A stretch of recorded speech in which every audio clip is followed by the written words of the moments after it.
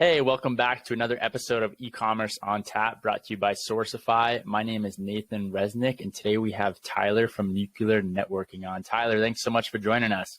Thanks for having me, man. Appreciate it. I want to start with a fun little question. How did you get the name Nuclear Networking? Because that is a badass name. I really like it. Thank you. I worked with one of the gentlemen I was shadowing here in Colorado when I first moved here, was actually one of the globally most recognized futurist speakers. So this is the thing, right? So it's somebody who Sony or some other large companies will fly you in and just ideate on what could your industry look like with their robots running everything. And so I was like using him as a thought partner. It's Tom Fry, by the way. Okay. Yeah. And we just came up with it. It sounded powerful and the domain was available. So sweet. Yeah. There you go. If the domain's available, that's a good sign. That's awesome.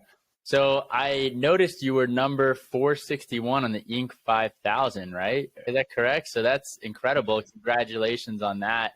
I want to learn about your backstory and your journey to getting to that point, because so many entrepreneurs that are tuning in, most of our audience is e-commerce founders or agency owners like yourself. They want to learn about how to grow a business. And so give us a story of how you got to that point of landing at number 461. Sure. Yeah. So when we earned that or won, they send you a magazine, certificate, all these things. And then I started realizing, I was like, is this Inc. 5000 or Inc. 500?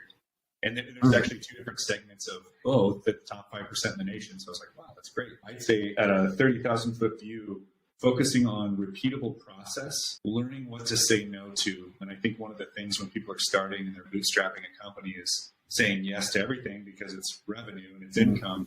Find the things you do really well, and even better if you can even further niche down into specific, whether that be making this out plastics or roofing companies or whatever you focus on. Niching down is really probably the best way to grow the quickest. Last thing that we really did to ramp up sales quickly was we positioned ourselves as affiliates for people. So helping people provide free value to their client base, whether they buy marketing or not. One of the ways that we've grown. Makes a lot of sense. I want to dive into, you said saying no, which is often so hard to do as an entrepreneur, right? We get approached with so many opportunities all the time, and they all seem so good when you're approached with them, and then you dive in and you have to say no. I'm curious, do you remember any of those opportunities that you were like, oh, I should actually be saying no to this instead of spending time and our team's effort to try to make this?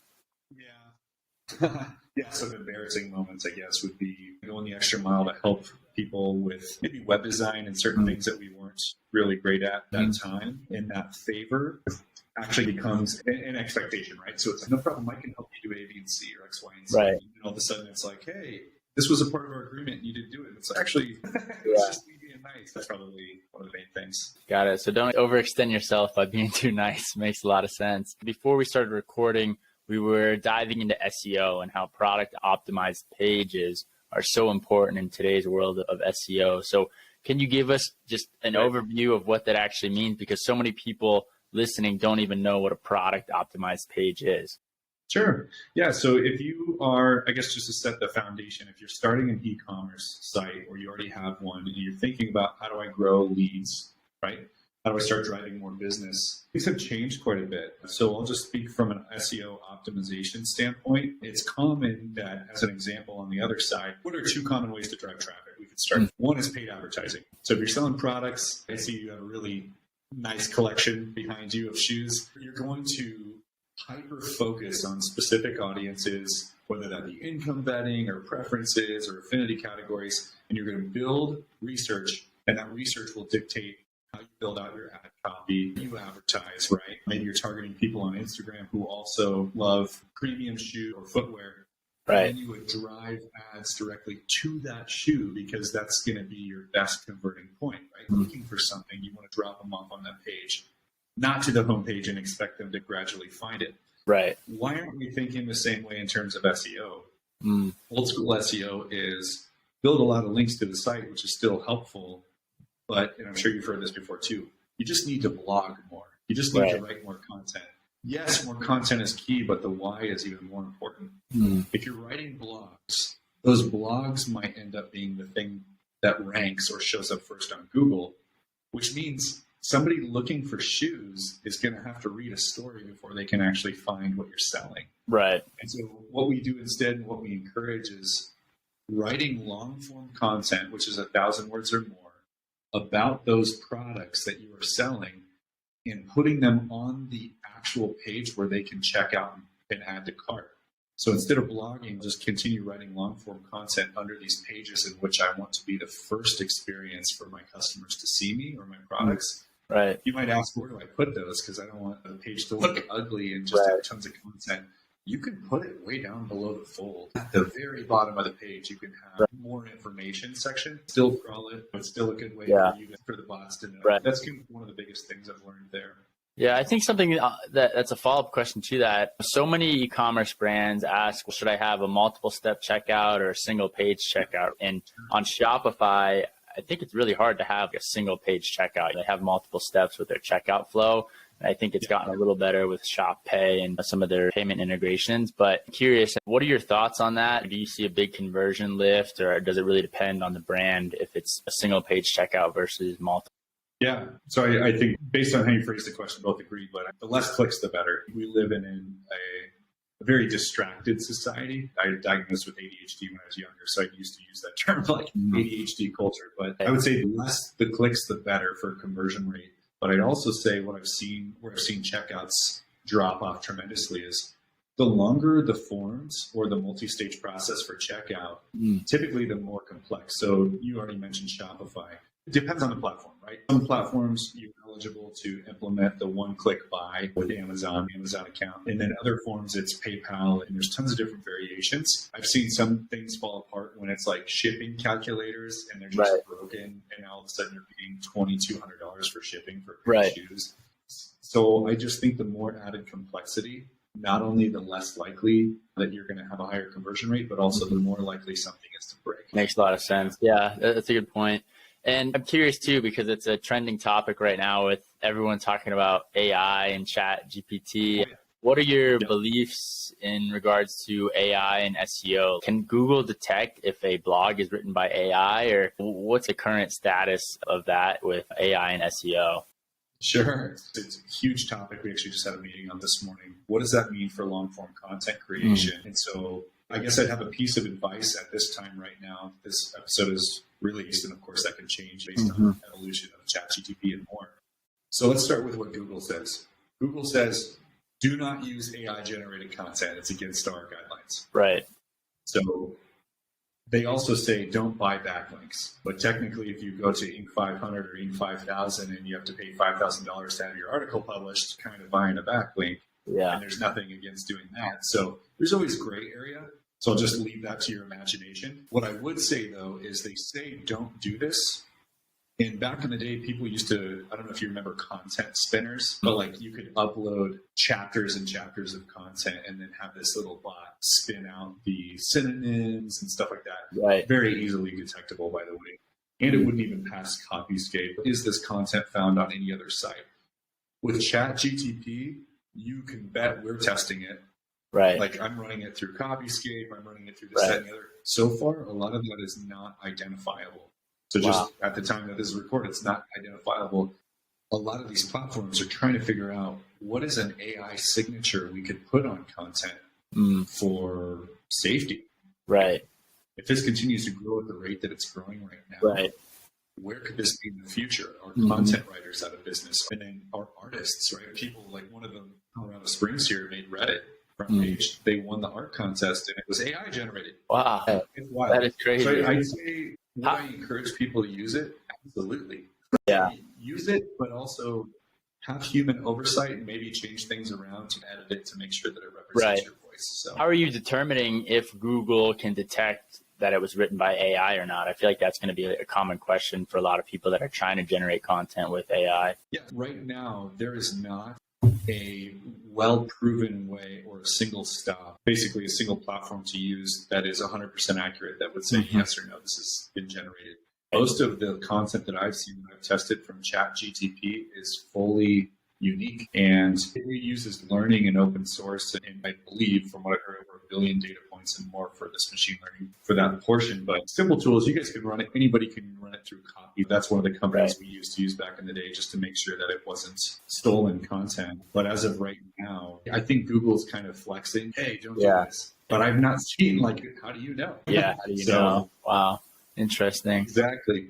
I'm curious, are you using AI right now to generate ads? What do you see as the future of that? Are we just going to be able to generate 3,000 different iterations of an ad and test it on Facebook and Instagram and all these different ad platforms? I mean, what do you see as the convergence between ad copy and images and AI? 100% using it.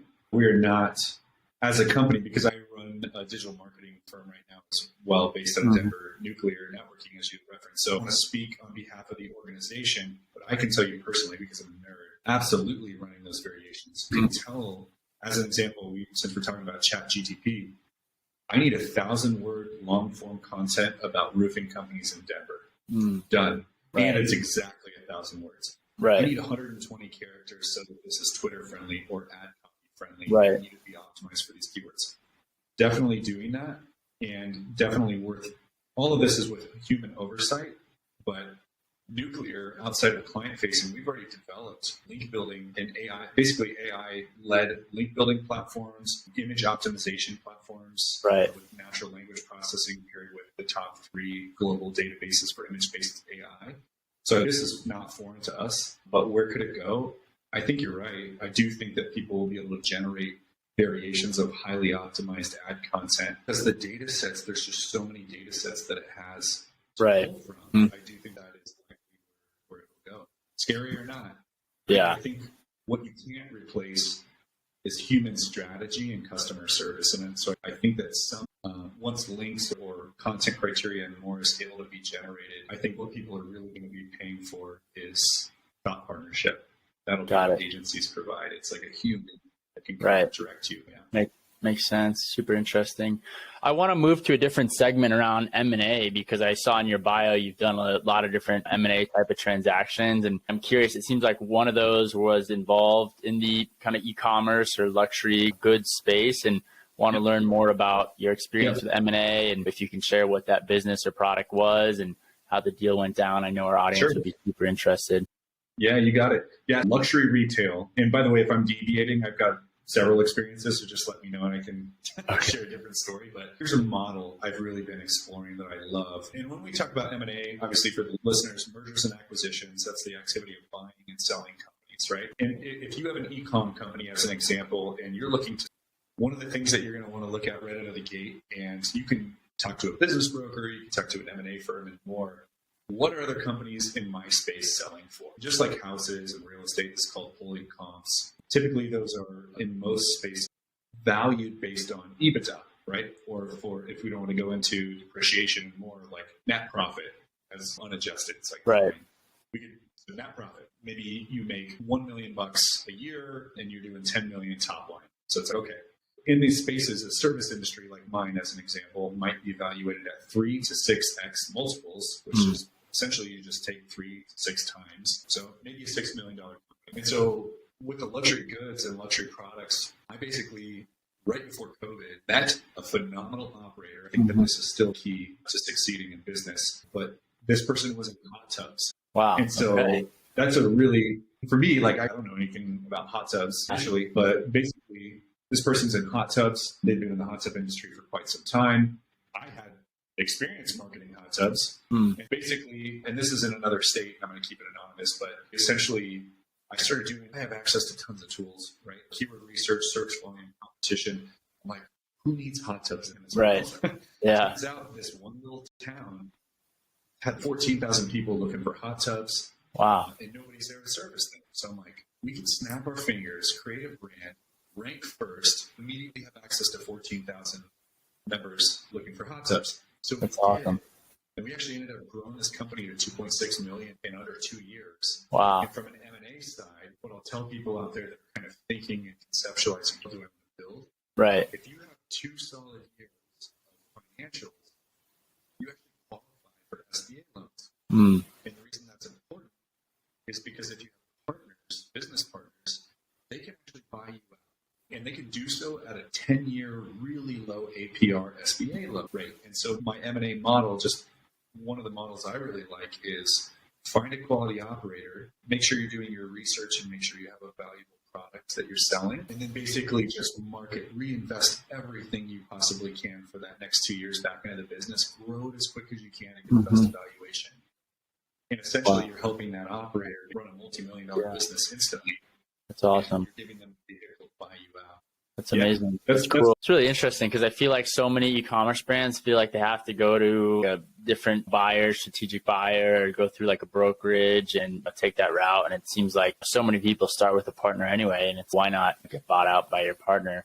I'm curious, how did you even find that niche of hot tubs in this small town? I feel like in this market, it's like really hard to find a good business to buy. There's obviously a lot of marketplaces online, but I think those marketplaces are either very competitive or just don't have a high quality of business offerings.